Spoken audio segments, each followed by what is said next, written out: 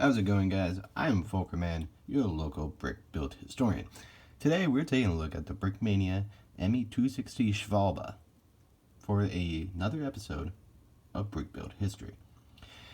Now, this is probably one of the most famous aircraft of World War II due to the fact that it's the first, arguably, the first jet fighter to have ever been produced. So, let's take a look at the kit and go into the history. So, of course, the first thing we have to look at is the box. This is a big box, which barely fits in screen. And you have Me-262 Schwalbe, World War II jet-powered fighter. Contains 586 Lego elements and one minifig, designed by Cody Ocell. Why they used such a big box, I am not certain, but oh well. You have the manufacturing plate on this top here. Schwalbe jet powered fighter, Cody Ocell, Brickmania kit 2292, skill level 4 out of 5, and the same stuff there.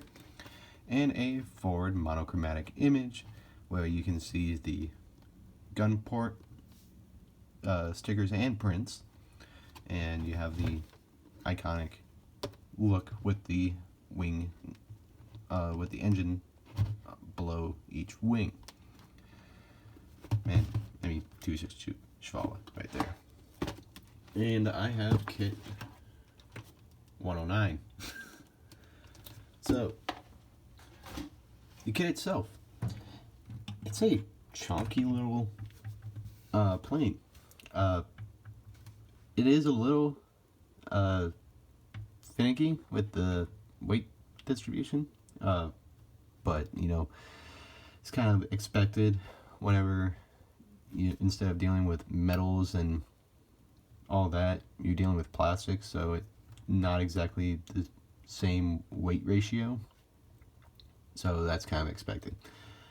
But I'm really happy with how this thing looks. It's a really interesting design, and the way he Cody was able to make this nose lean forward, pretty good. I'm not one for sharing secrets, so you're gonna have to keep that, or you have to get one to figure it out. But on the bottom here, you can see it's nice light gray. The landing gear does retract, so that's pretty nice. The fact that it's the landing gear is a little finicky in the back though, because it's a toothed hinge instead of a normal hinge. You have a nice amount of, or a proper amount of yellow.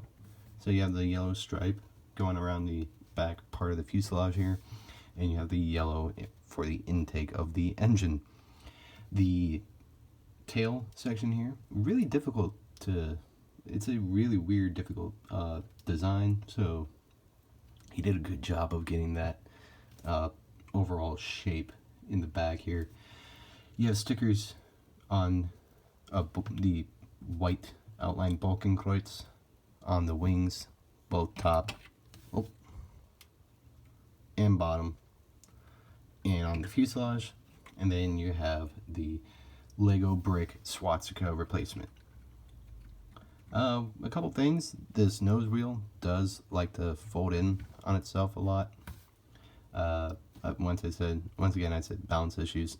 Oh yeah, I forgot to mention the 4 cannons on the front here for the Schwalbe. So, and then sometimes this will like fold out, and like if you hold it in the wrong place, like if you grab it like here and pull up, you'll be pulling these parts up with it. So yeah, be careful about where you grab it and lift. You got a nice little canopy there with your easy to put in and remove pilot. Lando's late war Luftwaffe pilot, classic. Put it. And he just goes right back in, and you close the canopy. So, now that we looked at the kit, let's go into the history. So, believe it or not, the production or the development of the jet fighter predates World War II. Actually, it almost predates World War I. The concept of jet engines was really not that new. Ever since like the 1910s, the concept of the jet engine has been around. It was just, there was no way to make it. The metallurgy and the processes, like the design processes, haven't been developed yet. So it was an idea way ahead of its time. The idea was there, it's just you couldn't really make it. And I mean, once you honestly think about it, the Germans kind of made their jet engines either too early or too late. And I'll explain that in a second. But the fact is, they were the first ones, arguably, to produce and field a jet fighter.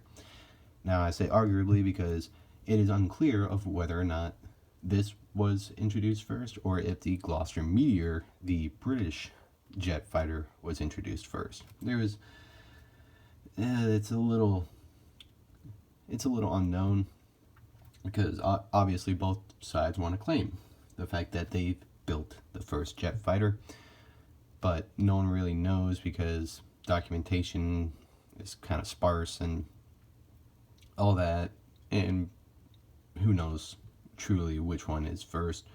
But I'm going with the common synopsis, and that's the Me-262.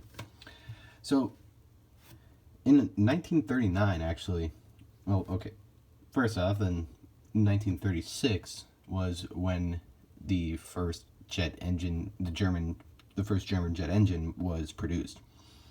And then in 1939, Heinkel in an He-178 had the first jet aircraft flight for Germany. I don't think it's the world, but I know definitely for Germany. The first flight in a jet-powered aircraft for Germany was in November of 1939.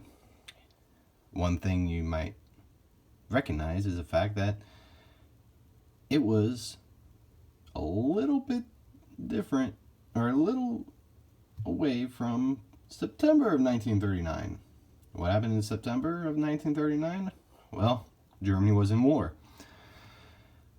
So it was like a couple, like 2 months after Germany went into Poland, that Heinkel was able to get a flight in a jet-powered aircraft. But then the jet program was put on the back burner. Hermann Göring, the head of the Luftwaffe, decided that Germany could win the war through conventional aircraft, aka the 109s, the 190s, the Junkers, Ju-88s, Ju-87s, and so on and so forth. And the need for a jet fighter was just not there, because Germany could just win the war with regular aircraft. So from 1939 to 1942, roughly, the jet fighter was, like, the whole program had 35 engineers, and they just really didn't care for producing a jet fighter. Well, in comes the Allies, starting to establish air superiority over Europe. So now they are panicking to get a brand new fighter into the mix, one that can go into a high altitude and a high speed, more or less go like 400 to 500 miles per hour. So whenever this started to come about, they just kind of dusted off the old plans, and Willy Messerschmitt had Project 1065, the Me-262. So the first flight of the 262 was April of 1941 with a UMO 210 engine in the front here. It was basically a concept of design to see if the aircraft shape was airworthy. And then in July 1942, the first flight with jet engines happened with the Me-262. So, 1942, they had their first flight. It was a pretty good success. Work out the bugs and you throw it into combat. Then in comes Adolf Hitler. Adolf Hitler did not like the fact that they would be using the Me-262 for fighter duties. He was insistent that it becomes a fighter bomber, or the Sturmvogel as the variant would become. So from 1942 to 1944, Messerschmitt had to come up with a way to turn this into a fighter bomber. It's not as easy as people would think, because you have to work out things like hardpoint locations, where is the best place to put hardpoints, how could these hardpoints carry this many pounds of bombs, because there was a certain limit. Do we take away guns? Do we move things? All of that.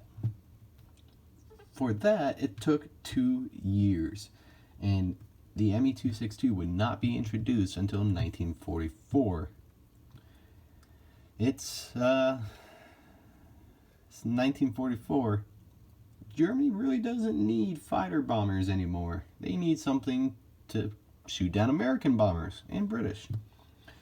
So, once you think about it, Hitler kind of screwed the pooch with this whole thing, because he had a complete product for a high altitude fighter in 1942, and he ruined it by saying, oh, make it into a fighter bomber.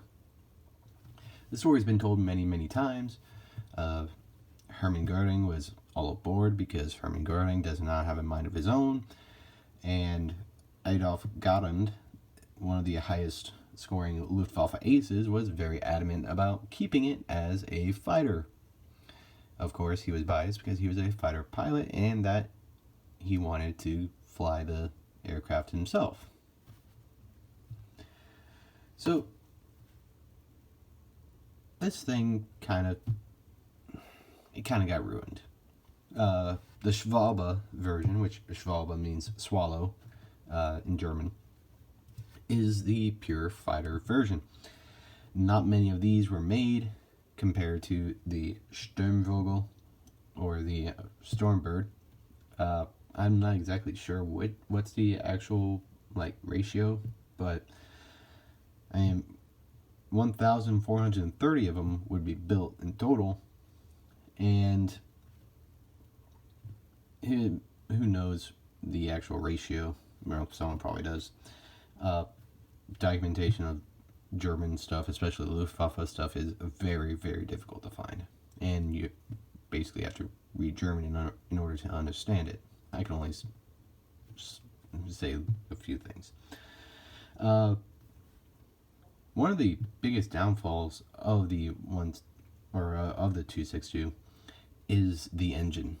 If you didn't know, Germany was really, really low on strategic materials.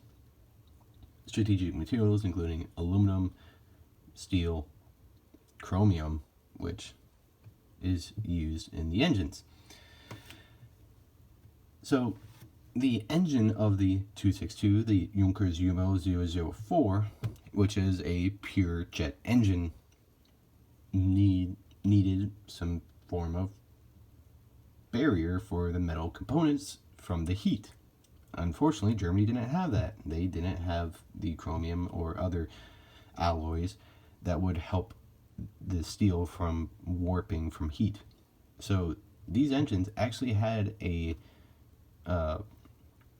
lifespan of 10 flight hours.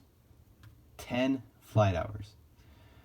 Now, if this thing goes on a 1 hour sortie, it has 9 flight hours left. So this thing could potentially go like 10 sorties before you have to completely overhaul the engines, which is pretty bad, because that's like every 3 or 4 days, depending on how many sorties they fly, before they have to replace basically every component of the engine that has some kind of heat exhaustion. So it's just kind of weird how it's got a 10 flight hour lifespan, and they still push into production. Another fun fact, the center nose cone, which is kind of difficult and virtually impossible to show off in Lego, but there's a little nose cone in the center, and in the center of that is a hole. Believe it or not, the way you start it up in Me-262 is kind of like a lawnmower. Well, the emergency startup. So in the center of the nose cone of the 262's UMO engine is a Husqvarna 2-cylinder engine, lawnmower engine. And you literally, if the electrical starter didn't work, which basically it's a small piston engine, started like any other piston engine, if that didn't work, you would pull the ripcord like a lawnmower to start the engine. So, if you don't know how a jet engine works, the reason why you need a engine inside of it, or nowadays we have they're called APUs, or auxiliary power units, which I guess is what you could call that little engine. A jet engine cannot start by itself.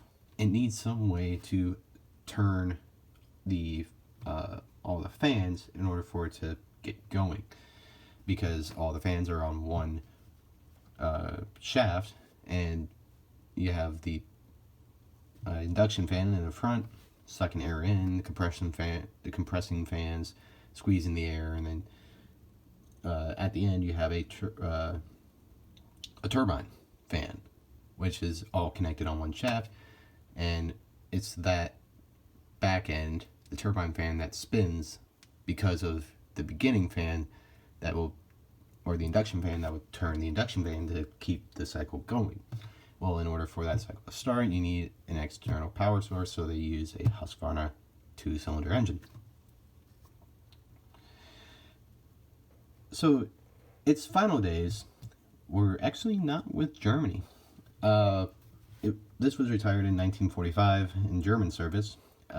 Basically, whenever Germany split into two, the Eastern Germans would start flying the MiGs and Sukhois and the Yakovlevs of the Soviet Union, and then the Western Germans would start flying like the F4s, F101s, and the P80 or the F80s or F86s, and the like F100s and all that. And the 262 would just kind of be gone. Spent 1 year as a fighter for Germany, although it would be used by the Czechs until 1951, back when